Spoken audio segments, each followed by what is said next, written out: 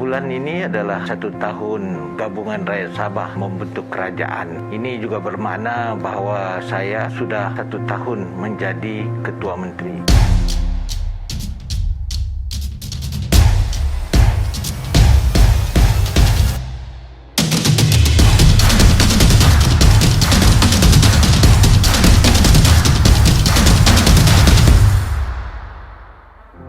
Pelbagai cabaran dan usaha telah dilalui oleh GRS untuk membawa Sabah keluar dari kemelut ekonomi yang semakin merudum selepas mengambil alih pemerintahan pada 28 September 2020. Banyak projek pembangunan tertangguh dan pembangunan infrastruktur luar bandar juga sangat mengecewakan. Tambahan pula, pandemik COVID-19 yang melanda turut memberi kesan negatif kepada sektor ekonomi dan sosial. Bukan sahaja di negeri ini, malah di negara kita dan seluruh dunia. Oleh itu, Ketua Menteri Sabah ke-16 yang amat berhormat Datuk Seri Panglima Haji Haji Noor telah melaksanakan Hala Tuju Sabah Maju Jaya, Pelan Pembangunan SMJ 1.0 2021 hingga 2025 bagi menjadikan Sabah lebih makmur dan maju ke hadapan. Bagi memacu dan merancangkan pembangunan dan pemulihan Sabah, Pelan Pembangunan Sabah Maju Jaya 1.0 2021 hingga 2025 telah dirangka dan dilancarkan pada 29 Mac 2021. Pelan ini merangkumi 3 teras utama iaitu sektor pertanian, perindustrian dan pelancongan sebagai pelan holistik yang memfokuskan pemulihan dan pertumbuhan ekonomi. Teras kedua, modal insan dan kesejahteraan rakyat, manakala jaringan infrastruktur dan kelestarian hijau sebagai teras ketiga.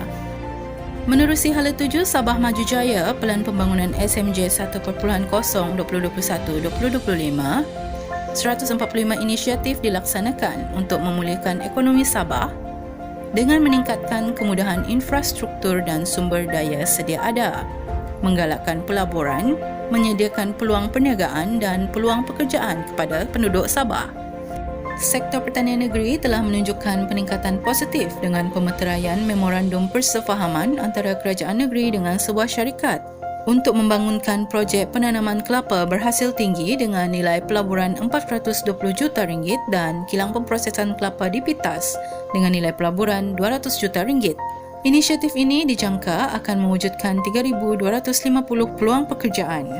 Bagi sektor perindustrian pula, kerajaan negeri telah menandatangani perjanjian dengan sebuah syarikat pelabur pada 26 Julai 2021 dengan nilai pelaburan sebanyak RM4.2 bilion bagi membangunkan industri pembuatan kerajang tembaga yang akan dibangunkan di tanah berkeluasan 400 ekar di Taman Perindustrian Kota Kinabalu dan dijangka akan mewujudkan sejumlah 400 peluang pekerjaan. Kerajaan negeri turut mengutamakan pembangunan sektor pelancongan sebagai salah satu langkah memulihkan sektor ekonomi negeri. Pembangunan projek Lokkawi Resort City dengan nilai pelaburan berjumlah RM7 bilion akan mewujudkan lebih kurang 5,000 peluang pekerjaan apabila pembangunan projek ini siap sepenuhnya. Pembangunan Bandar Sempadan Serudong Simanggaris merupakan salah satu inisiatif kerajaan negeri untuk memulihkan ekonomi dan sosial di negeri ini setelah mengambil kira potensi ekonomi yang ada berikutan pemindahan Ibu Negara Republik Indonesia ke Kalimantan. Bagi melahirkan modal insan yang mempunyai kepakaran dan kemahiran tinggi bagi memacu pembangunan serta kemajuan negeri Sabah, Ketua Menteri telah mewujudkan bantuan modal insan untuk membantu pelajar di negeri ini. Antaranya adalah bantuan tunai pendaftaran IPT Budi bernilai RM2,000 dan 72 orang yang cemerlang dalam peperiksaan sijil tinggi pelajaran Malaysia 2020 telah menerima bantuan ini. Selain itu, bantuan khas tunai peperiksaan bakti bernilai RM200 dan bantuan ihsan komputer baik di mana agihan fasa 1 membabitkan 9,842 pelajar dari sekolah menengah kebangsaan dan sekolah menengah jenis kebangsaan serta 158 pelajar dari sekolah menengah agama negeri. Sempena Tahun Baru Cina 2021, Kerajaan Negeri telah menyampaikan surat kelulusan bantuan kewangan Kerajaan Negeri kepada sekolah SMPC, SMJK, SJKC dan Tokong bagi tahun 2020 dan bantuan kepada Pertubuhan Masyarakat Tionghoa Negeri Sabah dengan peruntukan sebanyak 43 juta ringgit. Dalam pada itu, Yang Amat Berhormat Datuk Seri Panglima Haji Haji Noor menyampaikan sumbangan sebanyak RM148,700 kepada Jabatan Pendidikan Negeri Sabah pada 7 Julai 2021 bagi menghargai dan mengenang jasa serta sumbangan guru-guru dan warga pendidikan di Sabah. Sejak pandemik COVID-19 melanda, setakat ini kerajaan negeri telah membelanjakan pakej bantuan berjumlah 1.25 bilion ringgit, termasuk 324 juta ringgit pada tahun 2021 melalui pakej bantuan Sabah Prihatin 2.0 dan 3.0. Pakej bantuan khas ini dapat membantu meningkatkan kuasa beli rakyat dan juga meringankan kesukaran yang dihadapi. Kerajaan negeri telah membuka lebih banyak pusat pemberian vaksin PPV, mempergiatkan pelaksanaan program bergerak CITF daerah ke kawasan luar bandar, pemberian vaksin secara walk-in, serta kerjasama sektor awam swasta bagi mencapai imuniti kelompok sebelum akhir Oktober 2021. Untuk mengatasi masalah projek pembangunan tertangguh atau lambat, dalam mesyuarat Majlis Tindakan Pembangunan Negeri 2021 yang diadakan pada 16 Februari 2021, Jawatan Kuasa Khas Pewujudan Projek Persekutuan Negeri telah ditubuhkan bagi memastikan penyelarasan dan koordinasi pelaksanaan projek persekutuan dapat dibuat dengan lebih teratur serta cepat. Pada 26 Januari 2021, Ketua Menteri Sabah telah meluluskan peruntukan kecemasan sebanyak 150 juta ringgit bagi membaik pulih 41 jalan rosak akibat hujan lebat berterusan. Antara jalan raya yang dibaik pulih adalah kilometer 44.7 Jalan Penampang Tambunan. Kerajaan negeri juga menaik taraf jalan raya di kawasan pedalaman untuk menyediakan kemudahan jalan raya yang lebih efisien, yang mana ini akan meningkatkan jaringan perhubungan dan taraf sosioekonomi penduduk. Salah satu projek tersebut adalah Jalan Kampung Silimpodon Kampung Mantus Pitas dengan peruntukan sebanyak 4 juta ringgit. Bagi mengatasi masalah banjir yang sering berlaku di daerah papar, kerajaan negeri telah mengumumkan peruntukan 9 juta ringgit untuk projek tebatan banjir dengan mendalamkan Sungai Kinarut di sepanjang 3 km.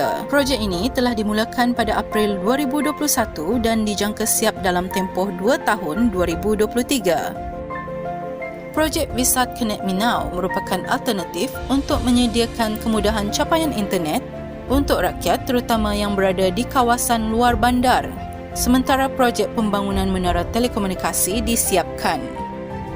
Antara kawasan yang telah menerima kemudahan ini adalah penduduk di Kampung Mantus di Pitas, Kampung Gana di Papar dan Kampung Kumawan di Tambunan. Kerajaan negeri Sabah turut menaja 300 GB data percuma di setiap kawasan untuk penggunaan awal penduduk kampung. Seterusnya, Kerajaan Negeri Sabah menandatangani Perjanjian Sabah Sarawak Power Exchange Agreement dan Perjanjian Sambung Tara 275 kV di antara Sabah Electricity Sdn Bhd dan Sarawak Energy Berhad pada 6 Ogos 2021. Melalui perjanjian ini, Sabah akan mengimport 30 MW untuk jangka masa 15 tahun melalui talian transmisi litar berkembar 275 kV sepanjang 31 km dari Lawas di Sarawak ke Mengalong di Sabah.